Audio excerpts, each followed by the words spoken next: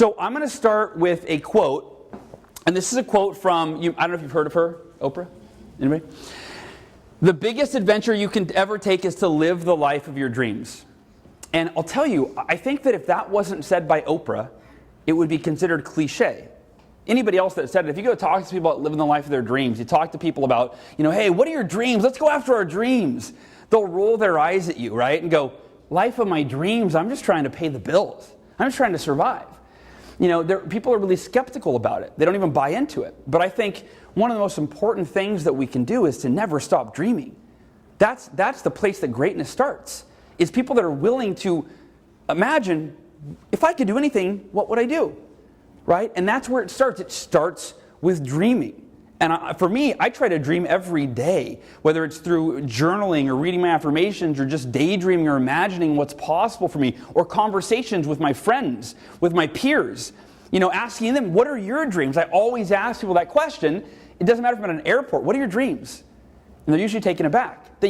Most people, they haven't thought about it in so long, they got to go, gosh, and they're remembering back to the last time they actually were even present to what was possible for them or what they really wanted, because they've gotten so focused on the grind. And so I'm here to say that the life of your dreams, whatever that looks like for you, that you start tapping into that on a daily basis. And I also want to say that the life of your dreams, I'm not talking about some imaginary life like, oh yeah, I want to be a famous actor. Not that that's not realistic or that you can't do that. But what I'm talking about, when I say the life of your dreams, I'm talking about not sometime in the future, but right now. Right now. If you could wave a magic wand that took your current life situation, it didn't move you to a different state or a different country. It didn't even change your occupation. It just went, what do I need? How do I need to start thinking about my life and living? What do I need to start doing in a way that my current life becomes the life of my dreams in this moment? And you might have bigger dreams and greater dreams and future dreams that still exist, but I'm all about waking up every day and making that day the day that I live the life of my dreams. So that's a distinction that hopefully you realize, wow, yeah, it doesn't have to be far off. Like, how could I make today the life of my dreams, right? How do I make today a level 10 out of 10? Another quote I want to share, and this is a wake-up call for me. It's from Robin Sharma, New York Times bestselling author. He said, the saddest thing in life is to wake up one day and realize that you could have been, done, and had so much more. And when I first thought about that quote, or when I first heard it, I imagined going through life, your entire life, and then waking up one day when you're, 50 or 60 or 70, and looking back and going, man, I could have been, done, and had so much more. And I thought, you know what? That doesn't create necessarily as much of a sense of urgency for us to make changes. So I realized that it's not about waking up one day far in the future, knowing that you could have been, done, and had so much more. It's about every day waking up and looking at yesterday. Or at the end of the day, looking at today and going, I could have been, done, and had so much more. So again, this message, the Miracle Morning, my message is really about how do you maximize every day? How do you win every day? Because if you want to have an extraordinary life, whatever your goals and dreams are for the future, those are only created, those are only achieved, those are only attained one day at a time. And most of us live with that mindset like there's a lack of urgency, where it's the someday mindset, like, I've always got tomorrow. There's always next week. There's always next month. This year sucked. I'll do it better next year. It sucked again. I'll do better next, right? And we live with this mindset like there's always tomorrow. And I think that's arguably the number one cause of mediocrity in our lives, of unfulfilled potential, is that we never decide that now is the most important time in our life. That today is the single most important time in our life, because every day we live, the only thing that's real is that day. The future doesn't exist yet and the past is gone.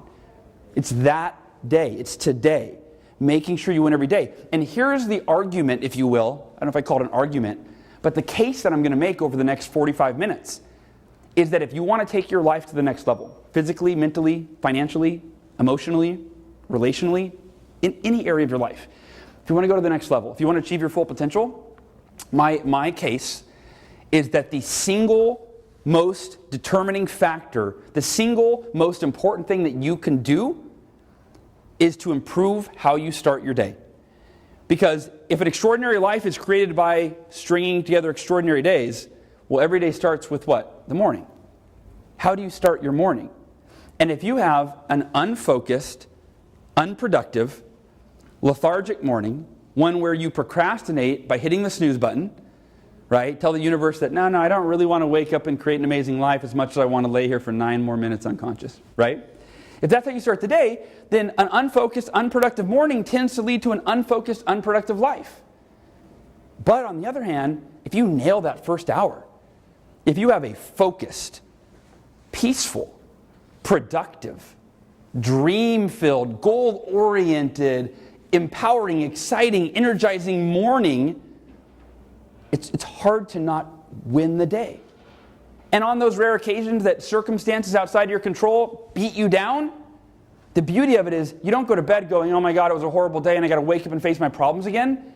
The beauty of having a powerful morning practice, a morning ritual, a miracle morning, if you will, is the idea that every night when you go to bed, you're not waking up to your problems, you're waking up to that precious, that you time, that me time, that golden hour where you get to do whatever you want. You get to become a better version of yourself than you were the day before, so you're more equipped to take on those challenges and problems that you have in your life. And we all have them, right?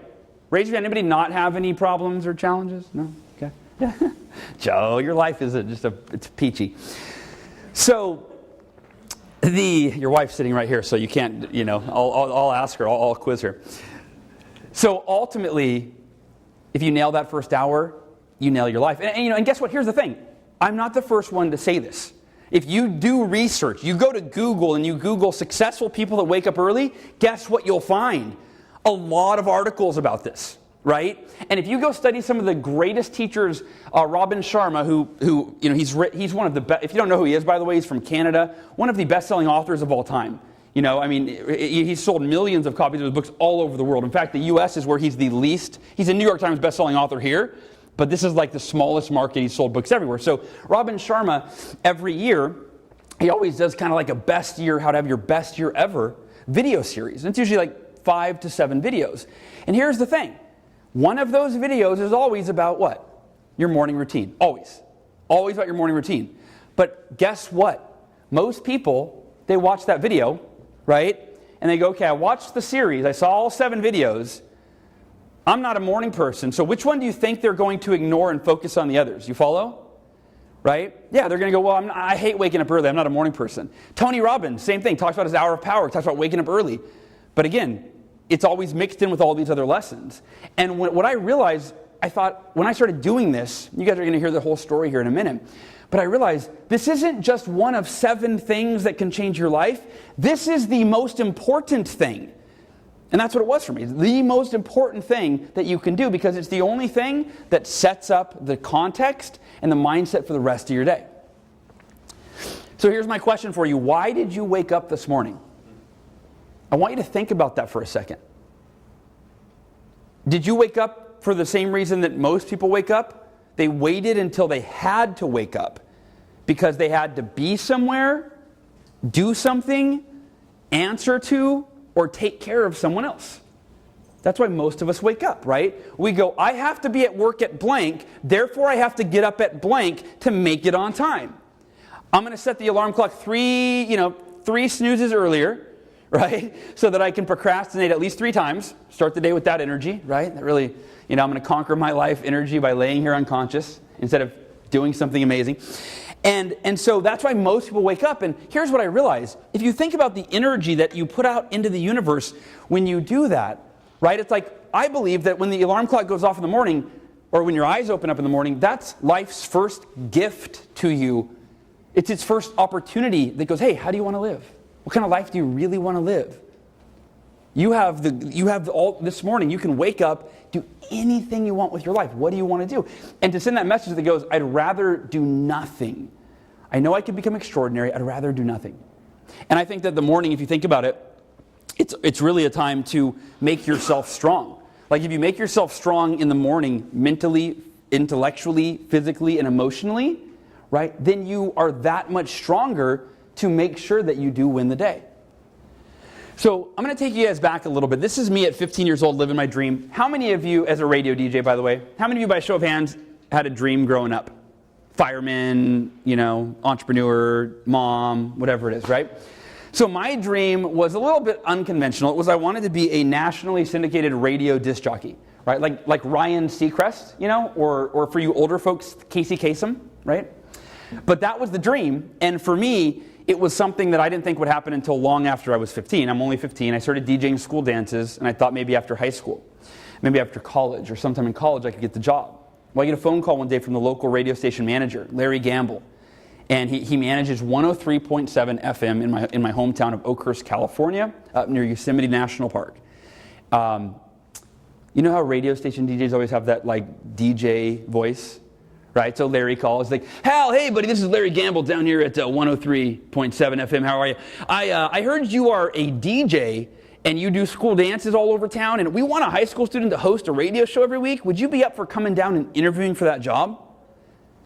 I was like, heck yeah, oh my gosh, this is my dream, right? I'm 15. I go down, I interview for the job. I think I was the only one that was interviewing, but regardless, I got it. And I was proud and I was excited and I felt awesome.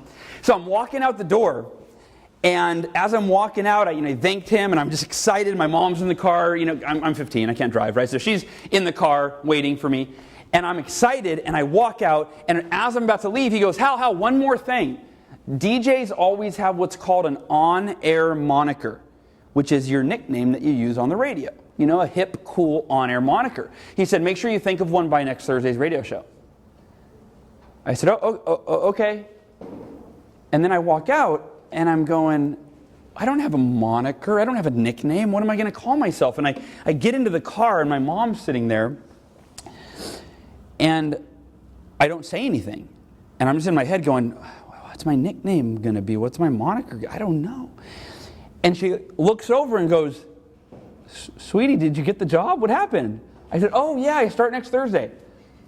She goes, why are you saying, you don't seem excited? You look like you're stressed out. I said, Mom, I have to have a cool DJ name by next Thursday. And you guys name me Hal. And that's like the dorkiest name ever. I don't know, what am I going to do with that?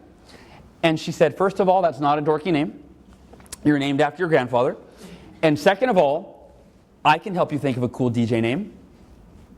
Okay, Mom. What's your idea for a cool DJ name? This should be good.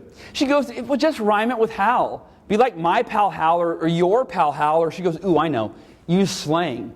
Be yo pal Hal. Still proud of herself, right? Mom always tried to be, she'd use the word yo when she tried to be cool, like, yo, kids, it's time to go. So I looked at her and I said, Mom, you're such a dork.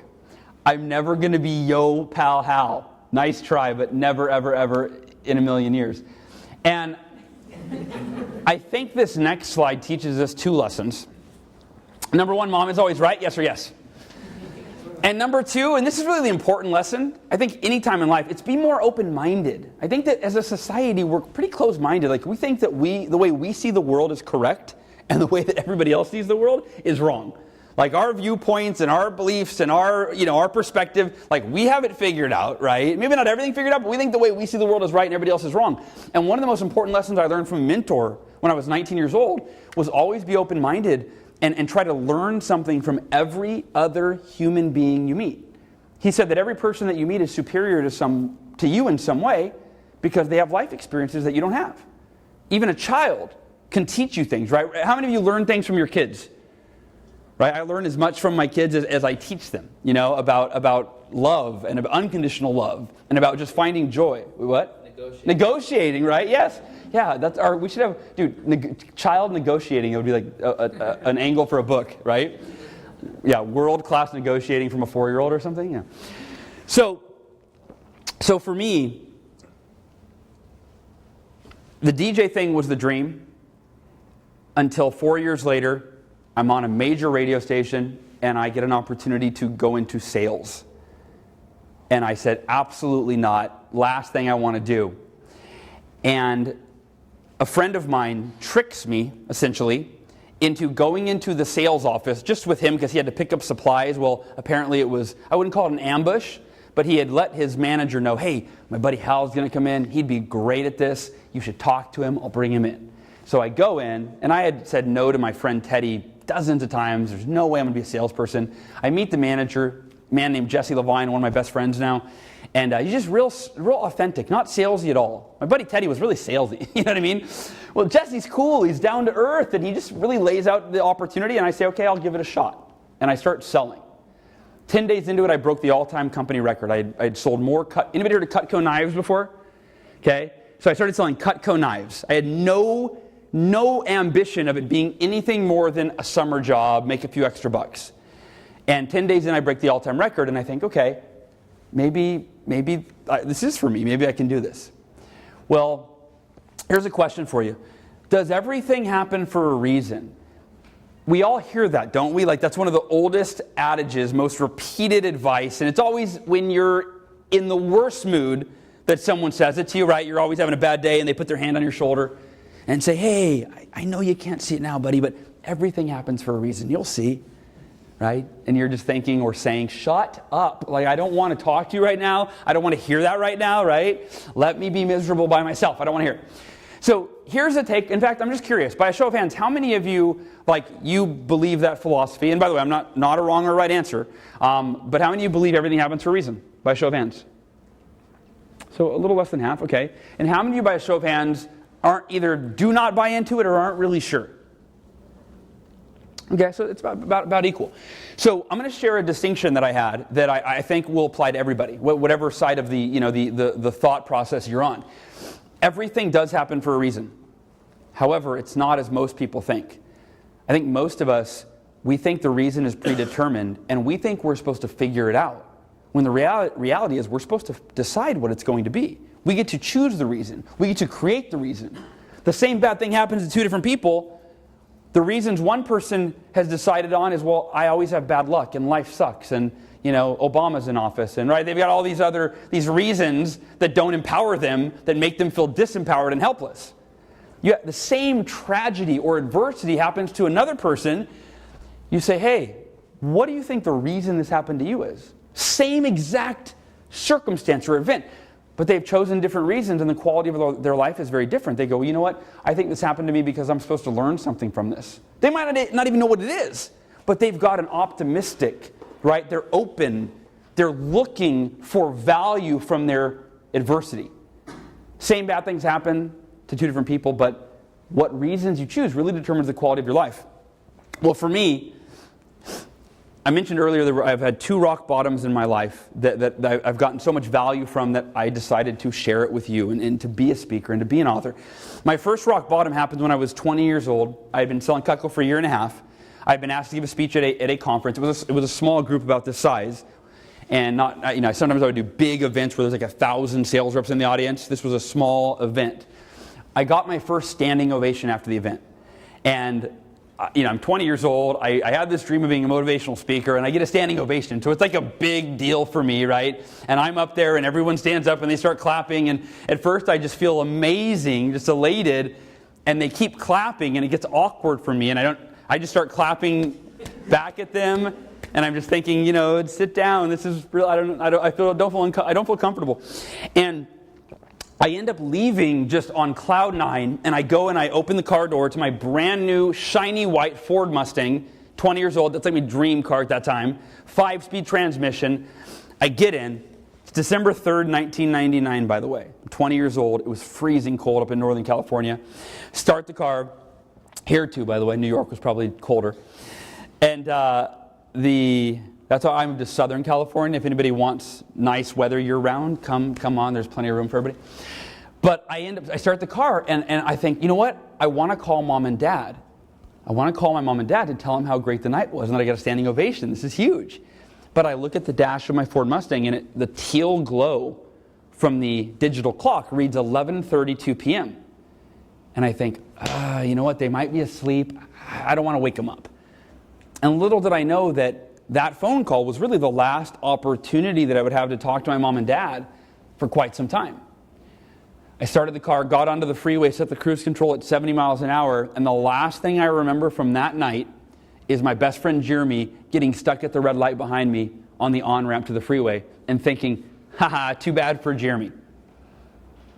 Cruise control set at 70 miles an hour. I turned on some Tchaikovsky classical music. I was on this classical music kick. I think it was just because I wanted to look cool to any girl that went on a date with me. They're like, wow, you're really classy. I'm like, yeah, thank you. So I think that's why, I don't remember. But I'm on the freeway, and what I'm about to share with you, I really don't remember. What I'm going to share with you from now, from the moment that I'm about to share for the next 2 weeks after, I have no memory of that. There's basically 2 weeks of my life that I don't have any memory of.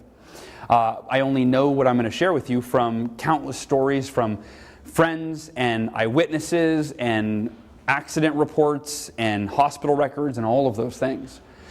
And at approximately 11:34 p.m., a couple minutes after I got on the freeway, a man I had never met before got onto the freeway also. Only he was in a much larger vehicle than mine. He was in a Chevy full-size truck. And he got on the freeway going the wrong way. And he was apparently in the same lane that I was in. And I don't recall headlights coming at me. I don't really know what I would have been thinking in that moment. I don't know if it would have been disbelief. I don't know if I was tired. I don't know. But at around 11:36 p.m., this man I had never met before, who had 2 beers after leaving a bar, his car hit my car head on at 70 miles an hour each. Airbag exploded. My car went spinning. And the worst was yet to come, as the car behind me didn't have time to brake, let alone swerve. They ran into my door at 70 miles an hour. And just to give everybody kind of a feeling of what that would be like, everybody put your hands up like you're on a steering wheel. Imagine you're stopped at a red light.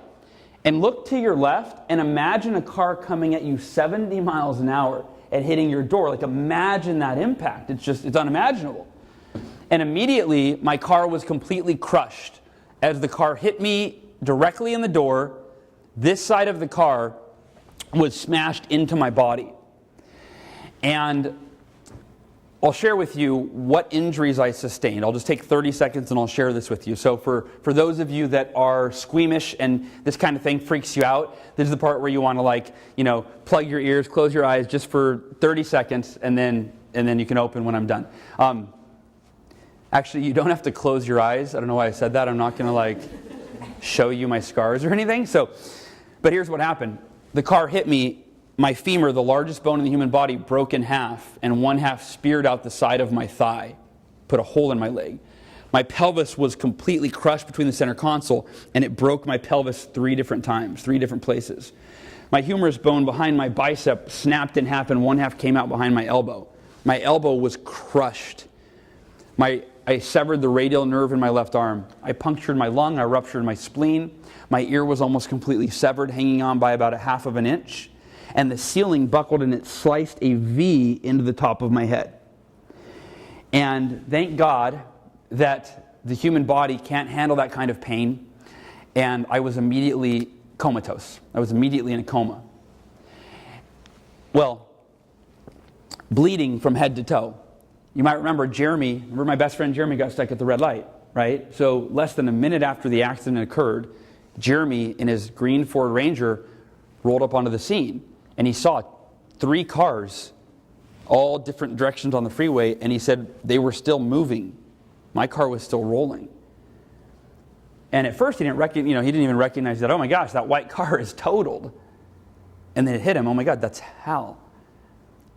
He put his Ford Ranger in park, jumped out, ran over to me, yelling, Hal, Hal, Hal, are you okay? Hal, are you okay? And I was unresponsive. Naturally, I was in a coma, but he thought I must be dead, covered in blood. And he checked my pulse. And I had a pulse. I was still alive. He called 911. They said they're on their way. And then he called my mom and dad. And he actually woke them up out of bed. They'd already gone to bed. And he hung up. After my dad said hello, and Jeremy, my friend Jeremy, and my parents are really close, so Jeremy couldn't get the words out. And then he called back, and he said, "Mark, Mr. Elrod, Hal's been in an accident. It's pretty bad," and he went through the whole thing. And my poor parents had to drive 2 hours not knowing if I'd be dead or alive when they got there to the hospital. Well, the paramedics and the fire department had to work to use the jaws of life to cut the roof off because I was so pinned in the car that they could not pull me out. And it took them almost an hour to cut the roof off and peel it back and pull the door and try to pull me out of the car. And you can see this is looking down on the car. So this is where I was sitting. You can see where my femur was broken in half between the door and the car seat. You can see where the center console was pushed over to the side. That's where my pelvis was smashed into the center console. And when they finally pulled me out of the car, ironically, the car that had crushed me was keeping me alive because I had a big hole in my arm and a big hole in my leg, and the car was pressed very tightly against both, keeping my blood inside and flowing. When they pulled me out of the car, I bled to death. And I died on the side of the freeway. My heart stopped beating. And they rushed me onto the helicopter, the medevac helicopter. And they started working to revive me and resuscitate me. They started pumping blood back in me and giving me oxygen. And thankfully, they didn't give up after 4 or 5 minutes because it was approximately 6 minutes without a heartbeat, without any oxygen, before they got me revived and breathing. And when my parents got to the hospital 2 hours later, this is how they found me. I had 11 broken bones, permanent brain damage. I'd eventually spent 6 days in a coma, and I was told I would never walk again. That my parents were told by the doctors that if he ever comes out of the coma, or hopefully when, that he may never walk again based on the trauma that his lower body has suffered, and he has permanent brain damage, and we don't know how bad it's going to be. He could be a vegetable. Really, there's no way of knowing until we can talk to him and he responds. And they told my parents I'd be in the coma for about 6 to 12 months. Well, 6 days later, I came out of the coma, and I don't remember what it was like to wake up. Again, I've been told this by my parents. In fact, it's interesting, where my memories begin during those first couple of weeks, I don't really know what's a memory and what's a story. And I don't know where they intersect and where they overlap, and it's very fuzzy. My parents said that when I came out of the coma, it started out with me being terrified and confused and scared. And the worst part was the brain damage that I suffered. Luckily, I wasn't a vegetable, obviously. I'm a vegetarian, though, so it's close. There's a prophecy.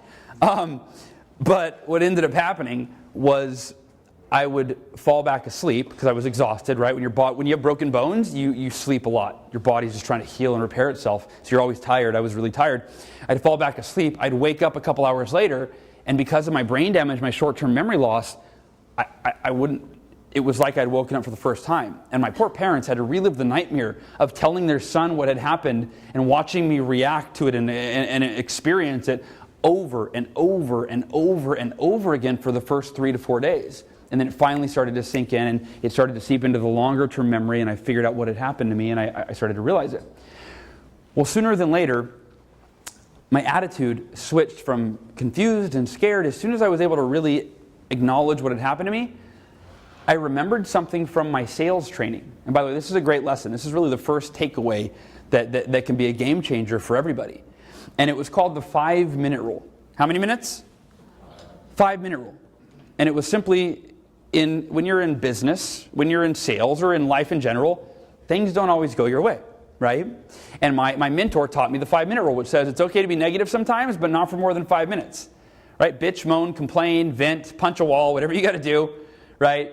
And you literally set your phone. I would set my timer on my phone for 5 minutes, and it would go off. I would get it out, and then I would go, okay, can't change it. And those 3 words changed my life. Ironically, the words can't change it changed my life. Because after 5 minutes, I'd go, take a deep breath, can't change it. And at that moment, I made a conscious decision that I will feel no negative emotion ever toward that thing anymore. I can't change it. I can't change this disappointing thing. I can't change it, so there's no point in feeling bad about it or putting energy into wishing I could change it. So the 5-minute rule, I said, I'm getting ahead of myself. I have brain damage, by the way, you guys. You'll see me all over the place today. And I'll often forget what I'm talking about, and I expect this is like a team effort. You pay attention, because I may call on you and say, what in the heck was I just talking about? And I'm counting on you. So we're in this together. So, by the way, talk about coming off of having horrible brain damage and having like no short-term memory, and then thinking, I'm going to be a motivational speaker. I'm going to go talk in front of people when I forget what I'm talking. I mean, at one point I would literally forget mid-sentence every 30 seconds. Having conversation with me was very difficult. So as soon as I became aware of what had happened to me and I was able to start to process it, I applied the 5-minute rule. I thought, I can't change it. I can't change that I was in this accident. So the only choice I have is, how am I going to respond? What's my attitude going to be during the most difficult time in my life? And the doctors actually called my parents in one day, about 2 weeks after the accident, which means 1 week out of my coma, and they sat them down in their office and they said, Mr. and Mrs. Elrod, we're a little concerned with Hal. He's healing very well, but we believe he's in denial, because every time we see Hal or talk to Hal, he's always laughing and smiling and joking and making us laugh. And they said, that's not normal. Not for a 20-year-old accident victim that doesn't know if he's ever going to walk again. So they said, we've seen this before in accident victims where his new reality is so unbelievable, so unimaginable for him that he can't accept it. And so he's decided to pretend everything's okay and live in delusion and distract himself with food and friends and stories and laugh, whatever he can. But they said eventually he's going to have to face what happened to him. He's going to have to accept it and deal with the pain. And it's very normal for him to go through those feeling sad and feeling depressed and feeling angry. But he should start that process in here where he's in a safe environment. So Mr. and Mrs. Elrod, they said, would you please go talk to Hal and really try to get him to open up about how he's really feeling? So my parents, of course, were concerned. My dad came in. I'm laying in my hospital bed. Keep in mind, it's about a week after this picture was taken, so I didn't look much prettier than I do in this picture. And I'm in the hospital bed, right? My arm is broken in a sling. My leg's up in the air. My ear is bandaged, right? My head is shaved. And my dad comes in, and I'm watching TV. It was about 7 p.m. in the evening, and he comes in and he sits down next to the bed, and he says, Hal, can we turn off the TV and talk for just a minute? I said, yeah, Dad, what's up? Turn off the TV. And he says, hey, we haven't really talked about, it's been such a whirlwind, I know, but how are you feeling?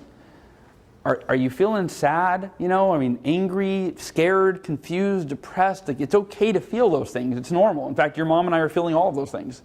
I've got to get your mom, if she got her hands on the drunk driver, I think, she wants to kill the guy for doing this to you. So I can only imagine, I can't imagine what you're going through. Are you feeling sad, angry, depressed, scared, confused? What are you feeling? And normally, I'm a very sarcastic person.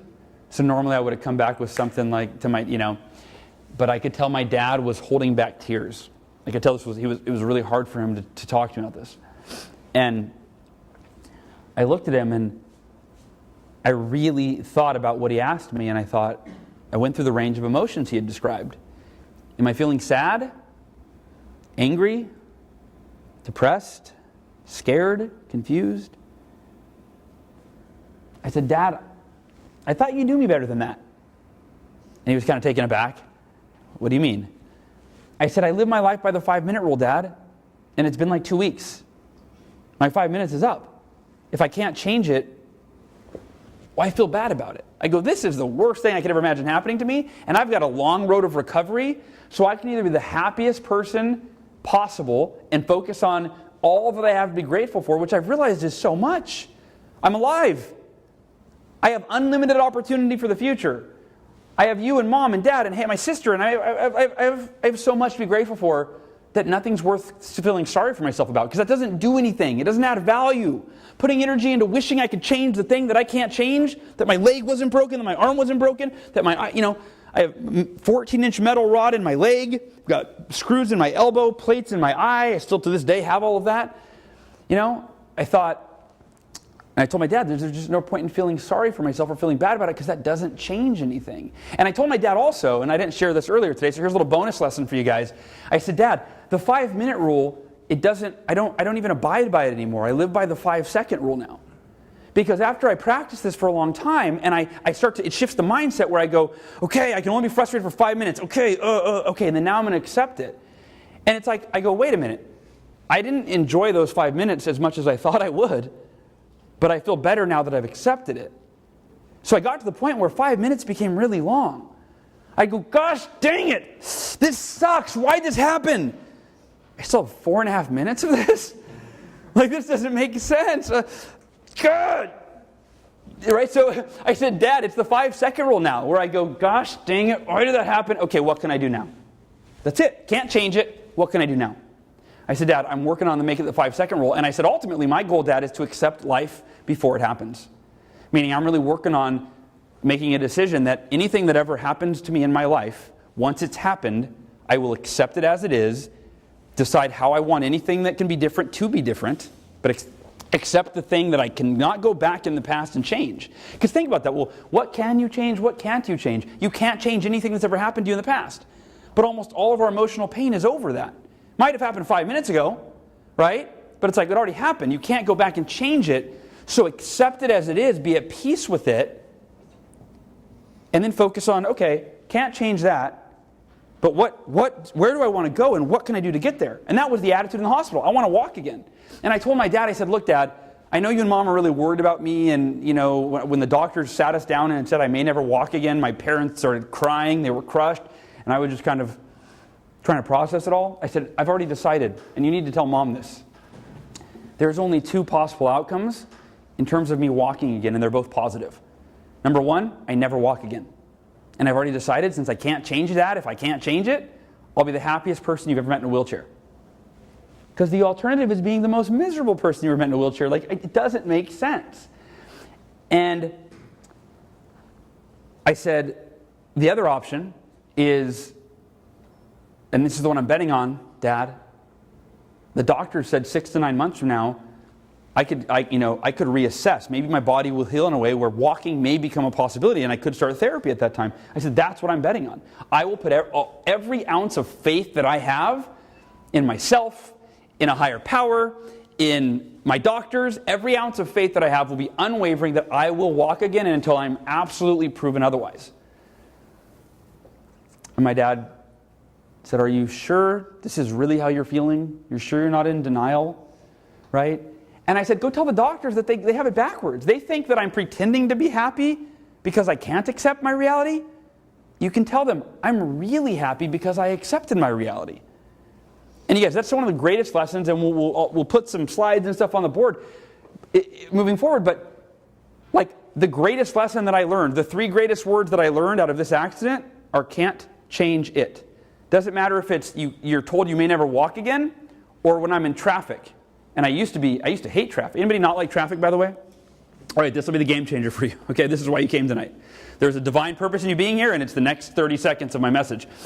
So I used to hate traffic, right? I'd be in the car and go, and this is, by the way, is a metaphor for life. Past, present, and future. Think about being in traffic. You left the house late. How do you feel about leaving the house late? Frustrated, right? Stressed, you're regret, you're wishing you would, gosh, why do I do that? Or if somebody's in the car with you, by the way, right, it's really easy. You're like, yeah, you always make us late, right? You always blame them. It's really easy. You know, why do you always make us late? So you're sitting there in the car, and or on the subway, wherever you are going, you're creating emotional pain over a past that you can't go back in time and change. Then you hit traffic, and you go, oh, come on, go faster. Riding their butt, like that does something, right? Anybody ever find that like if you get frustrated enough, it clears the cars in front of you? You're like, it worked. I got really pissed off, and they all just got out of my way. No! So it's senseless. So we create emotional pain over a past that we can't change. We left the house late. We create emotional pain over the present moment that's out of our control. And then we project ourselves into a possible future, a consequence that may be out of our control. My boss will be upset. My spouse will be upset. I'm whatever it is. And we get worried. Oh my gosh, I'm so upset. Right? We create this resistance to something that may or may not even happen. And I love that traffic metaphor because we create emotional pain every day we do this over the past, the present, and the future. Some people are suffering today over things that happened when we were children because it wasn't fair and we didn't deserve it. And so we somehow think that is the reason that we justify feeling bad about it. But once we accept that thing, it might not have been fair, we might not have deserved it, it might have been the worst thing ever, and nobody deserves things that have happened to us or that have been done to us. But that doesn't mean you have to keep suffering over them. You accept them. All things you can't change, and you're at peace. And so now when I'm in the car, it's very different. Now, I'm driving in the car and I go, well, I left late, can't change it. Traffic, can't change it. I'm going to be late, there might be a consequence, can't change it. So what can I do? I can enjoy the ride. I can make this the greatest car ride of my life. Every car ride, every time I hit traffic, I think, how can I be more grateful than I've ever been before? I call my car the gratitude mobile just to remind me that whenever I have nothing to do in there, if I'm not listening to an audiobook or I'm in traffic, I'm just going to be grateful. It's one of the greatest things to do. Like, it's almost a gratitude meditation. And I don't just see, there's a difference, by the way, between intellectual gratitude and deep, heartfelt, soulful gratitude. Intellectual gratitude is like, well, of course I'm grateful. I've got lots of things to be grateful for, and my family and my friends and my life. And whatever. Like up here, you're like, yeah, of course I'm grateful. Then there's deep, heartfelt, soulful gratitude where it puts you in tears because you think deeply and you feel deeply how blessed we all are to have so much that we take for granted. Relationships, material things like we have a roof over our head, we have clothing on our back. We have most of us have jobs. There's so much to be grateful for that we take for granted. And so I decided to accept what I couldn't change, which was that I was in a car accident. And I decided to focus on being grateful for everything I had and thinking positively about what I wanted. I wanted to walk again. And if I couldn't walk, I was willing to accept that, but not until I was proven that I couldn't walk. Power of positive thinking, call it what you want, but 3 weeks later, this picture was taken. And the doctors came in with routine x-rays that morning, and they said, Mr. and Mrs. Elrod, Hal, we've got some good news. Your body is healing incredibly. Again, this is 3 weeks after I was found dead. 2 weeks after I came out of the coma and was told I may never walk again, right? 2 weeks. And that if I ever did walk again, the process would start in 6 to 9 months. And they said, we don't know how to explain it, but we're going to let you try and walk in therapy today. It was amazing. And this picture was taken, I took my first step. And 7 weeks after this picture was taken, I went home. I left the hospital. And I got back to work against doctor's orders. And I started selling Cutco again. Actually, I started trying to sell Cutco to the doctors and nurses. That was actually one of the first things I started doing, was trying to sell, I'm like, dude, the doctors have money, right? So I'm trying to sell them these high-end knives. And I don't know if I sold any of the doctors or nurses, but I got out of the hospital and I went to work. I had to have my mom and dad drive me to appointments because I didn't have my driver's license because of my brain damage. I couldn't drive for 6 months. I could barely walk. In fact, my nerve was severed, so to do my demonstration, I have to show knives and hold rope. This was the extent of the movement in my hand for 6 months. I couldn't lift up my hand or my fingers. I literally walked. And by the way, if you have friends that are immature jerks like I do, and you're in the hospital walking around like this, right? And they'd be like, what's up, Hal? How are you? And I'm like, dude, how about kicking a guy when he's down? I can't do anything about that, right? Leave me alone. So this step was taken. And these 3 words, can't change it, I mentioned. Everything from the most difficult challenge in my life to being in traffic. By the way, here's another lesson I didn't teach today at all. A deeper lesson on the can't change it philosophy. Every negative emotion that we ever have is a result of us wishing we could change something. It's putting energy into resisting something that we can't change. And to the degree that we resist it, that we wish it weren't happening, that we wish things were different, is the degree that we cause emotional pain. Intense resistance creates intense emotional pain. Acceptance is the only way to be free from that. Doesn't mean you're happy that something happened to you. Doesn't mean you're happy about how someone treated you. Doesn't mean you're happy that there's traffic. But it means you're at peace with those things. And that's much more powerful. That's rooted. Happiness is an emotion. It goes away as soon as you get bad news if you're not willing to live in a state of unconditional acceptance. But here's an important distinction. All pain in relationships is a result of the same thing. See, this is not just applicable to adversity in your life or challenges or obstacles or difficult circumstances. No, think about your feelings about another person. Where does frustration come from? I wish she didn't do that. Why does he always do that? How come he never listens? You're not accepting them as they are, or accepting what they've done. You're resisting it, wishing it weren't the way that it is. And to the degree that you resist it is the degree that you create emotional pain. In this case, not only for ourselves, but for the people that we care most about. Because we're not willing to just accept them as they are. And if anything, if someone does something that you don't like, rather than getting frustrated with them, getting angry with them, right? Accept it, be at peace with it. Doesn't mean that you can't ask each other to grow and to improve and to change behavior. Just like when something goes wrong in your life and you can't change it, you accept it. Doesn't mean you don't want to take new action to grow and to improve, but you can't go back in time and change it. And we can't change other people. So when you accept all things you can't change, I encourage you to apply that to your relationship.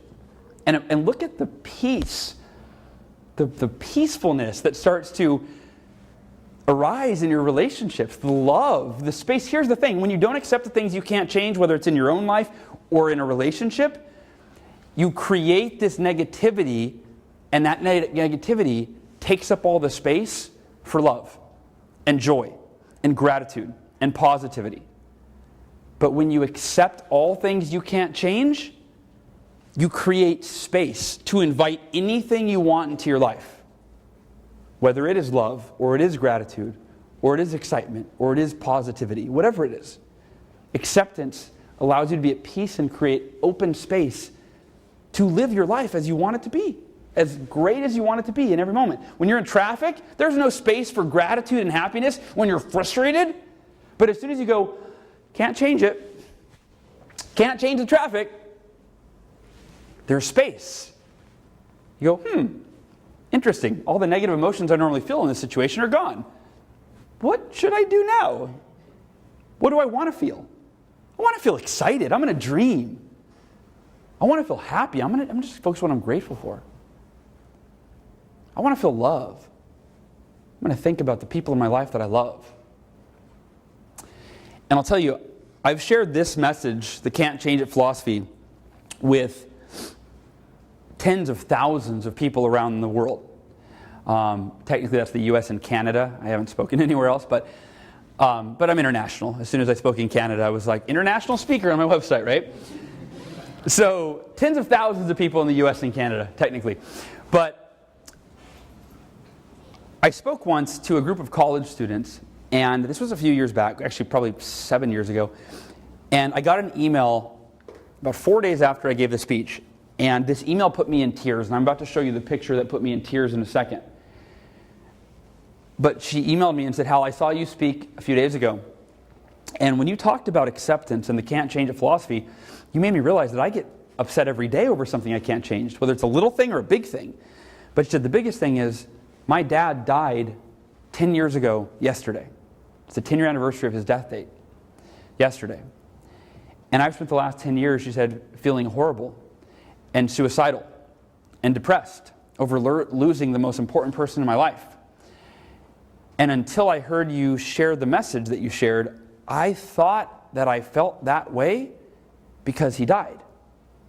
See, we all think that it's the thing that we're resisting and feeling frustrated or angry or upset about. We think it's the thing that's causing us to feel that way, when in reality, it's our response to the thing. Because the same thing can happen to two different people, and one person goes, well, yeah, that's the worst thing that ever happened to me, but I can't change it. Why would I be upset about it?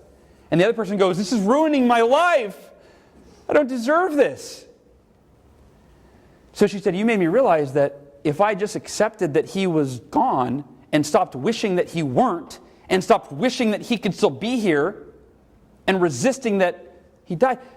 She said, I've spent the last 3 days the happiest that I've been in the last 10 years. I'm at peace now with it. And I can't even, she said, I can't thank you enough. And she said, I wanted a permanent reminder. I bought your can't change it wristband for a few dollars at the event, and I've worn it for the last 3 days, but I wanted a permanent reminder. So I went and got this permanent tattoo in memory of my dad. She said, and I will never, ever, ever, ever again cry a tear of sadness or anger I'll just if I cry, it's going to be because of who he meant to me and who I am as a result of being his daughter. And I was in tears reading this, going, wow, these 3 words are life-changing. Now, and I forgot to mention this earlier today when I spoke, but this is the first of, I believe it is, I don't know if it's 5 or 6 or 7, but somewhere between 5 and 7 tattoo pictures that I've been emailed from people that have gotten. One girl got a tattoo on her shoulder. I've gotten like 3 on the wrist. I had 1 on the foot. I had 1 like above the boob, which I thought was a weird, odd choice. But those 3 words are extraordinarily powerful. And to wrap up this part of the message, and then we're going to get into the miracle morning. And I'm not going to go, well, you guys will see. But so I call this the ABCs of Taking Life Head On. My first book is called Taking Life Head On. And these are the 3 lessons that I felt were the most life-changing lessons that I learned through my accident and my recovery. The A is for accept all things you can't change. And we talked a lot about that. The B is for be grateful for everything. And let me give you a little bit more depth on that. Be grateful for everything. You'll notice the word everything is in capital letters. So in life, we all have 2 pages, metaphorically speaking, 2 pages to focus on. One page lists everything we have to feel happy about, be grateful for. Everything makes us feel good. Everything on that page. Our friends, our family, are the things we like about ourselves, our successes, our opportunities, things that excite us, things that, everything we have to feel good about and be grateful for is on this page. We also have this page that lists everything we have to feel bad about, get frustrated about. And it could be small, like traffic today, or it could be big. It could be things we look in the mirror and go, I hate my thighs, right? I've got so many things on this page. Every time I look in the mirror, I realize how many negative things are on this page. So here's the deal. You ever meet somebody, or do you know anyone, or maybe it's you, that complains a lot? Raise your hand if you know anybody that complains a lot. If you're not raising your hand, it is you, by the way, and you're maybe not aware. So, you ever hear that person say, I'm not negative? Some of you, by the way, are going to go, oh my gosh, I do this all the time. I say this all the time. You ever heard somebody say, I'm not negative though, I'm just realistic? You ever heard that, right? Said that? BS. Let me ask you a question. And next time somebody says that, or next time you say it, you find yourself saying it, I want you to respond with this. How is it any more realistic to think about, talk about, dwell on the negative things in life, on the news, in our lives, in our past, in our relationships? How is that any more realistic than for us to choose to focus on and think about and dwell on all of the things that we have to be grateful for in our lives? See, both are equally realistic, but you better choose real carefully where you spend most of your time, because it literally determines the quality of your life, of your relationships, your everything. We all have both pages. Celebrities have both pages. You see a lot of celebrities that have everything they ever dreamt of, but they live over here, so they turn to drugs or alcohol, or some of them suicide. Is it because they have worse problems than you or I? Because they don't have as many good? No. Every human being on this planet, the quality of our life has very little to do with what's going on around us, and almost everything to do with what's going on inside of us, based on what we focus on at any given moment. And this is something like, for my wife, is she flawless? Yes. But, because this is videotaped, right? Okay. In case she ever sees it? Okay. Sweetie, I love you. All right, so, no. But here's the thing, right? I'm very rarely, there's probably a million things she does wrong, but I don't even, I've trained myself to where I don't even look at those things. I hardly ever, she actually thinks she is the perfect wife, I think. Sometimes I have to bring her down to earth, because I just focus on, like this. All she hears from me is praise all day long. All my kids hear from me is praise. Not that I'm, I discipline them, especially my wife, I have to discipline her sometimes. No, I'm just kidding. But no, right? But this is where I live. So it's not that see, the doctors, here's the thing, is they thought I was in denial, like I couldn't acknowledge this stuff. Like, oh, it's too painful. I'm just going to live over in La La Land, but eventually I'll have to face this. What they didn't realize is I looked at this and I was like, yep, that happened. Man, I never would have expected that to happen. Wow, that's difficult. That's going to be hard to overcome. Learning to walk again, maybe never walking again. Got it. Okay. This is where I'm going to live. Be grateful for everything. And here's the interesting thing. You notice it says everything, not just the good things. It's easy to be grateful for friends, family. No. How can you be grateful for your adversity in the midst of it? Because That's one of the things that I think that I did, is I went, you know what, everything happens for a reason, and I always wanted to be a motivational speaker. I'm in the hospital telling my dad this.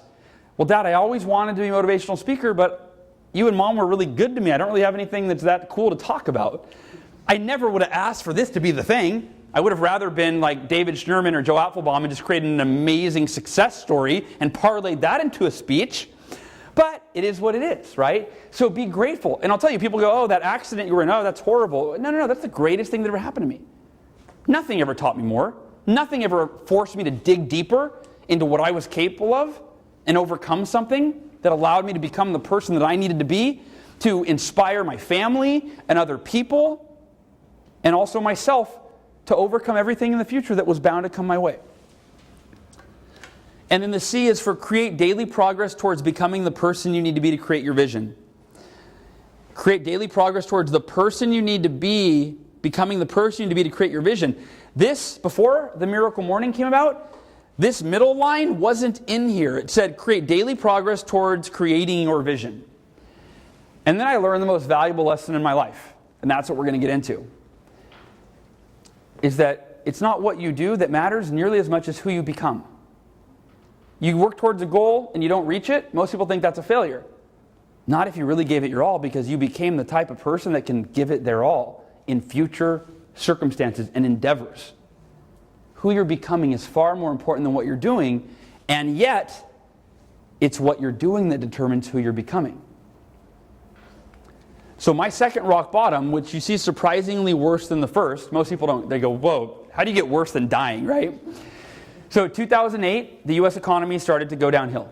It felt like almost overnight. I had just bought my first new house. I had just bought a new car. I was like, life was good. My business was thriving. I was a success coach. And almost overnight, I lost over half of my clients because when they were debating, okay, pay the mortgage or pay Hal, who's a really nice guy, and if I tell him a sob story, I guarantee will let me out of my coaching contract, right? That was an easy one for them. So I let all these people out of their coaching contract. I lost over half my income. I couldn't pay my bills, couldn't pay my mortgage, was $50,000 in credit card debt, and stopped exercising completely because I woke up and worked all day long until I went to bed, and I was trying to survive. My relationship was declining because I was depressed and I was stressful. I lost my house that I just bought a year and a half earlier. And 6 months of this downward spiral that got worse and worse and worse. And the reason I say it was harder than the accident is because at the accident it really was rock bottom. Like, okay, I died. I can't really go any lower. Like, the only place to go is up from here, right? But in 2008, 2009, I was like, oh my gosh, another client canceled. What am I going to do? So much fear, so much uncertainty. It can't get any worse. Please, God, don't let it get any worse. And then another client canceled. See, that's why it was so difficult. It's like the uncertainty of, it just keeps getting worse. By the way, anybody around in 2008, 2009 remember those times? That wasn't just me going through that period, was it? No? Okay. So, after all of this, my wife, 6 months of this, she finally goes, Hal, sweetie pie, I love you, and I don't know what I can do to help you, so I feel like you should reach out and get help from someone, get advice from someone. Because see, I didn't tell you the important part. I was a success coach, right? So how could I call people? Hey, I'm failing miserably. Do you know anyone that needs a success coach? Right? So I was like insecure about being vulnerable to people about what I was going through because it was against my identity. I'm a success coach and I'm failing miserably. And so she said, call your friend John. John, very successful entrepreneur. He's now a CEO, very young CEO. And she said, John is brilliant. He's a genius. He loves you. He's not going to like tell people. You can trust, and he cares about you. I'm sure he can help you. And it clicked. I'm like, gosh, you're right. Why didn't I do that a while ago? And I finally got on the phone and I called John sitting at my desk in my office, and I'm ready to take notes. And I think, okay, John's going to have the answer. Like 1, 2, 3, Hal, do this, this, and this. Boom. You'll fix your business. You'll turn it around. You'll make money. And I called John. I said, John, hey, buddy, I got to talk to you, man. I really like serious talk. Do you have a few minutes? He said, yeah. What's going on, bud? And I told him, and I unloaded. I told him everything. And I'm sitting there, I'm like, I've got my computer open, I'm taking notes, tell me how to turn this around, I will do anything you say, man. I'm desperate, I'll do anything. And I'm ready for this prolific business advice. And he goes, okay. Are you exercising every day? I was like, what the hell does that have to do with anything? Are you listening to anything I'm saying? No, I'm not exercising every day. I'm depressed, man. I can't get out of bed. Don't make me say that out loud again. He says, no, Hal, I'm not kidding. I'm serious. I'm listening. He said, you're a smart guy, but if you're just sitting at your desk depressed all day, fearful all day, you're not going to think of any ideas that are going to turn things around. He said, you got to get out the front door every day. You got to go for a run. You've got to get oxygen and blood to your brain so you can think clearer, so you can make better decisions. You've got to release the endorphins that exercise releases so you can feel better and you can make better decisions. I said, John, I hate running, dude. Give me anything else to do. He said, very serious. He said, what do you hate worse, running or your current life situation? I was like, all right, screw you, man. I'll go for a run. Okay, what do I do on that run? He said, listen to self-help. Grab your iPod, listen to a self-help audio, an audiobook on success, on mindset, on business building, on anything that can spark new ideas while you're in a peak mental and physical state, right? You're running, the oxygen's flowing, the blood's flowing. Not sitting at your desk slunched over with no oxygen to your brain, with your blood pressure down. He said, go run and think about how to solve your problems. And guess what, Hal? I promise you'll think of solutions. Little did I know that was the call that would change my life. And the next morning, I went on a run, not a runner, hated running, went on a run. I went on a run with very negative internal dialogue, right? God, this is so stupid. Why I hate running, and running is not going to make me any money. This is so stupid. Right? But I told John I would, right? Grabbed my iPod, which I was this close to selling for food, and I listened to a Jim Rohn audio. Any Jim Rohn fans? So if you don't know Jim Rohn, he passed away recently, rest in peace, but he is like the godfather of personal development. And he was Tony Robbins' mentor, if you know Tony Robbins. And I go on the run, and I'm listening to the audio, and I hear a quote from Jim Rohn that actually becomes the quote that changes my life. It becomes my life philosophy to this day. And here's the quote from Jim Rohn. He says, your level of success will rarely exceed your level of personal development. Because success is something you attract by the person you become. And it hit me. I literally stopped running and I rewound it and I listened to it again. And I thought, I'm not dedicating time every day to personal development so that I can become the person that I need to be to create the success that I want. Here's a way to think of it. If we're measuring success on a scale of 1 to 10, what level do we want? 10. And do we just want 10 in our career or in our business, or do we want it in our health? Level 10 finances. You're like, good job, Joe. 10. Yeah. I planted him in the audience for all the responses that I need. Yeah. So we want level 10 health, level 10 finances, level 10 relationships, level 10 spirituality, level 10 energy, right? Why is 5 Hour Energy a $1 billion company? Because we're struggling for energy. We want more energy. And I went home and I pulled out my computer and I Googled, because personal development is a vague topic kind of, right? Like I'm like, what is that? Reading? What is that? So I Googled best personal development practices.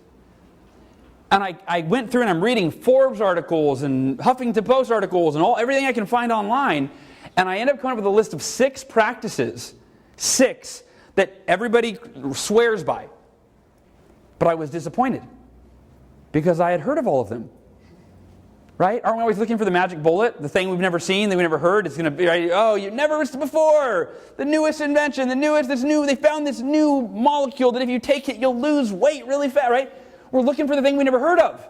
Because we already tried all the things that we heard of, and they didn't work for us. Or did we not make them work for us? So, at first I'm disappointed, and then it hits me. I don't do any of these things every day.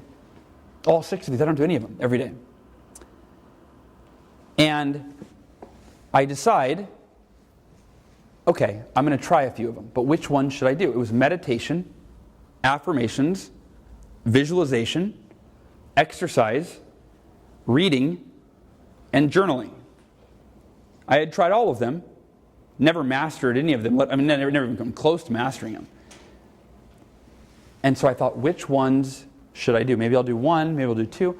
And then it hit me, what if I did all 6?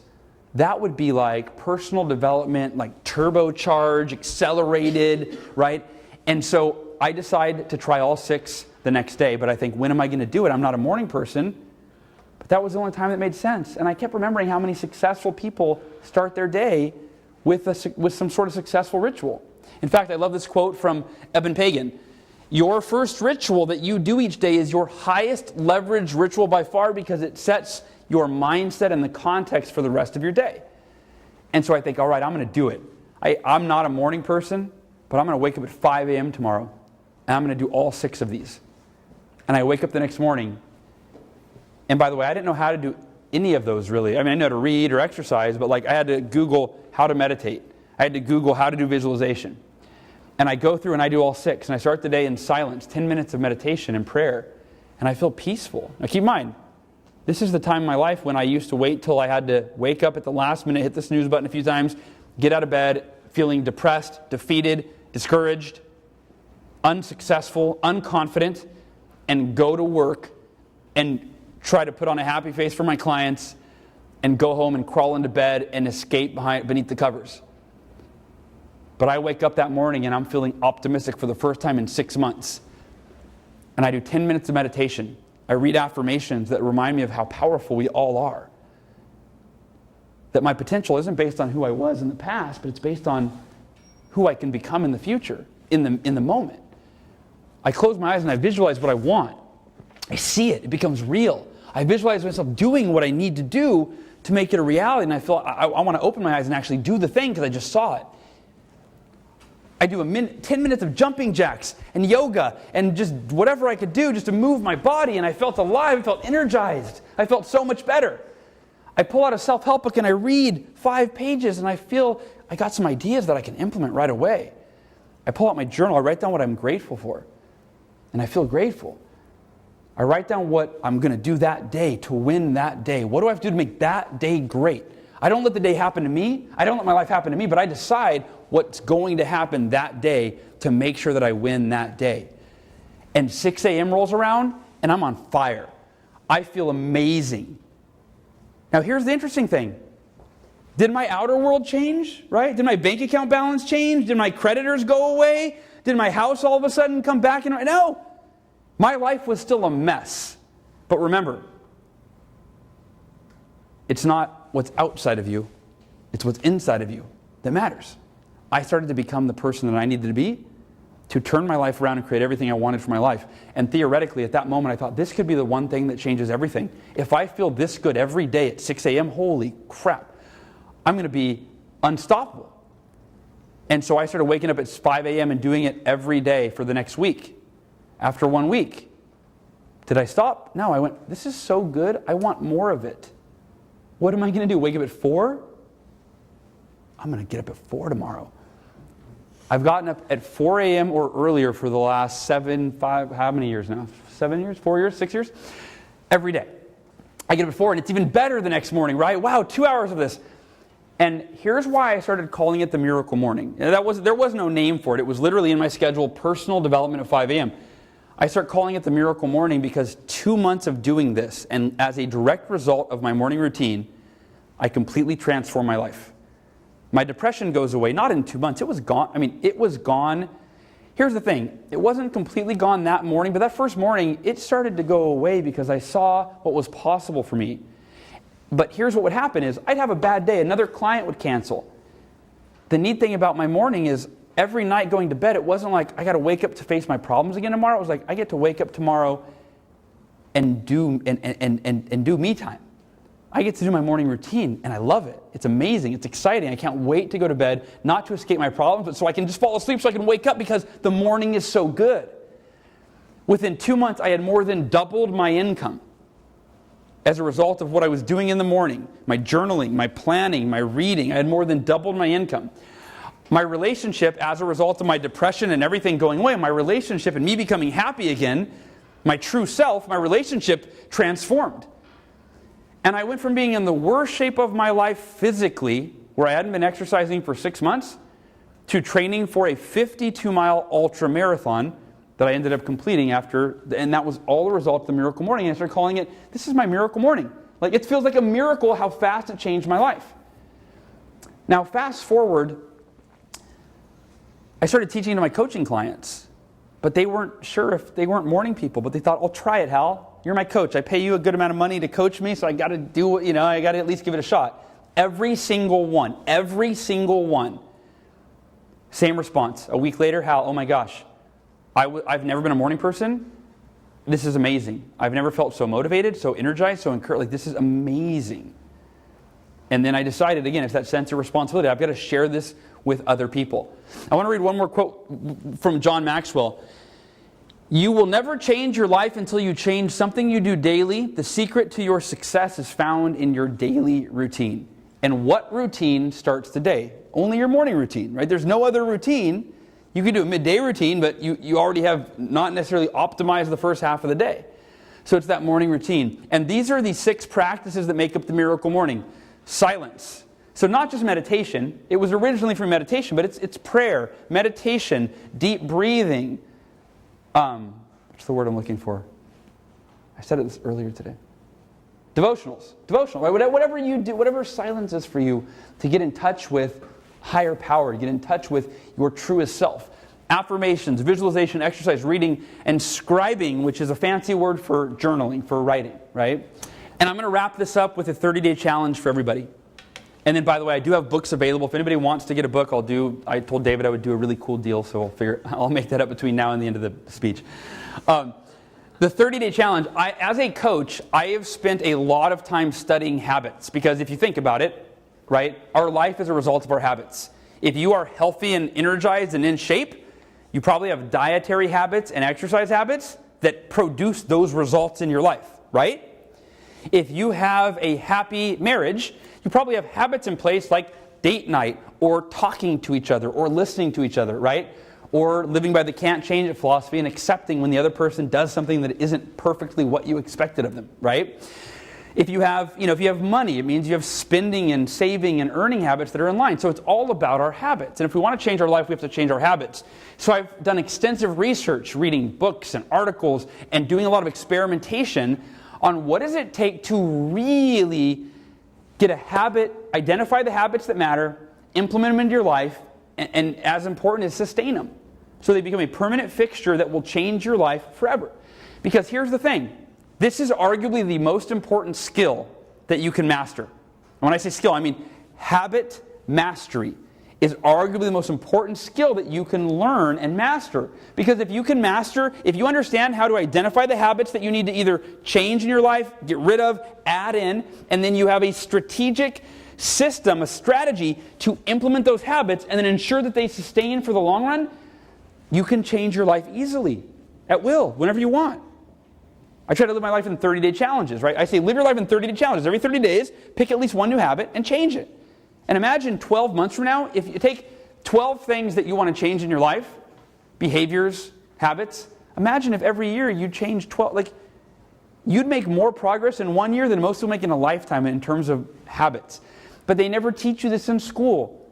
Did anybody take a habit mastery class in high school? No, it's the most important thing we could learn, arguably, but we don't learn it.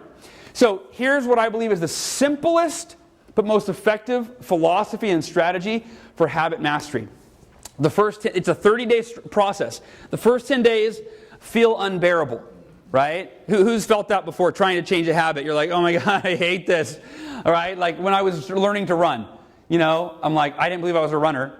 So I'm like, oh, I'm so sore and I ache, right? Then the next morning I wake up and I'm like, oh my gosh, everything hurts from yesterday. It was just unbearable. But let me ask you a question. When you identify a habit that can change your life for the better and forever, can you do anything for 10 days even if it feels unbearable for those 10 days? Yeah, of course, right? You can. But here's the problem. Most people don't have this awareness, so they don't know that it's a finite period of unbearableness, if that's a word. Right? Meaning on day 4, they're like, oh my God, it still feels horrible, just like yesterday. Then day 5, they're like, oh my gosh, if this is how the new habit feels, screw that. I'm throwing in the towel. That's why you go to the gym. The first few days of January, the first week, it's packed. Go week 3, and it's empty again. The parking lot's empty, nobody's there anymore. Because they all threw in the towel. Because they were never taught this. The first 10 days feel unbearable. But when you know that it's a finite period, and you know that, okay, 10 days are going to be tough, but I'll push through it, I can make it. The second 10-day period, uncomfortable, it's no longer something you hate, but it's still not something you love yet. You're still getting acclimated to the new habit. So when I'm running, I'm like, I don't really want to do this, not really enjoying this, but I wasn't hating it anymore. But the power, the magic, the miracle happens between days 21 and 30, which you can see is the unstoppable phase. And here's how it happens. Here's what makes you unstoppable during that time. It's when you wake up one day and you're getting ready to engage in the new habit. So for me, getting ready to run. And for the first time in my entire life, it was around day 23, I think. So it's not an exact science. It might be day 18, could be day 22. Around day 23 for me, I'm like, I get to go run today. And I stopped. I was like, did I just get excited that I get to go run today? And I was like, yeah, I'm actually looking forward to this. Because you've got through those difficult times and now you're enjoying the benefits of the new habit. And so here's why, think about it. Why does that make you unstoppable? Because something that 3 weeks ago you were dreading and hating, it felt unbearable. And now you're looking forward to it. Is it hard to do things that you're excited to do and look forward to? It's not hard at all. And that's how you create a habit. And let me take one last lesson on this, an important distinction. Some people mistake that feeling with, I did it, I made it, I'm a runner. It's day 21, and now I finally want to do it. I'm going to reward myself by taking a week off. And if you do that, think about what happens. A week goes by or a few days go by, maybe even the weekend, whatever it is, you got this reward time of you should reward yourself by doing more of the habit, not doing it at all. But then what happens is you look back. Let me ask you a question. If the first 10 days of your habit were unbearable, the next 10 days were uncomfortable, and you had one day where you felt unstoppable, is that mostly negative feelings toward the habit or mostly positive? It's mostly negative, right? 20 days of negativity, one good day. The final 10 days is so important because you got to wake up every day and go, I'm doing it, I'm doing it, I'm doing it. I'm a runner, I'm an early riser, I'm unstoppable. And reinforce it day after day after day so that when you look back at the end of the 30 days, the last 10 days were great, were amazing. And you go, wow, I can do this the rest of my life. And I believe living your life in 30-day challenges is truly one of the most important things that you can do to always take your life to the next level. Physically, mentally, emotionally, spiritually, relationally, financially, you name it. And I'm going to close this with a quote. The number one cause of unfulfilled potential is never deciding that now matters more than any other time in your life. Because it does. And I opened up by talking about that mindset of there's always tomorrow, there's always next week, there's always next month. My challenge to everybody here, and it's more of an encouragement, it's more of a, hey, let's give this a shot, is to whatever time you wake up right now, the 30-day challenge, the Miracle Morning Challenge, is to wake up earlier than you have to. Remember, we either wake up because we have to be somewhere, do something, we resist waking up, hit the snooze button, or because we want to become the person that we need to be that's capable of easily creating and attracting and sustaining the quality of life that we all really want, tapping into our full potential. So my challenge, the 30-day challenge, is that you commit to wake up, it doesn't even have to be an hour, at least 30 minutes earlier. 30 minutes earlier than you do now. And you also don't have to do the full Miracle Morning. In fact, if you end up getting the book after the speech, your Miracle Morning for the first 30 days could just be reading the Miracle Morning, right? That's fine.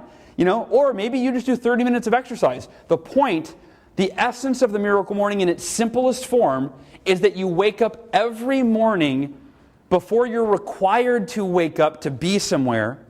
You wake up because you want to become the person that you need to be to create the life that you want. So if it means you wake up and all you do is go for a run and listen to a self-help book. It means you wake up every morning and you meditate for 30 minutes. It means you wake up every morning and you journal for 30 minutes. Maybe you do a combination of a couple of them.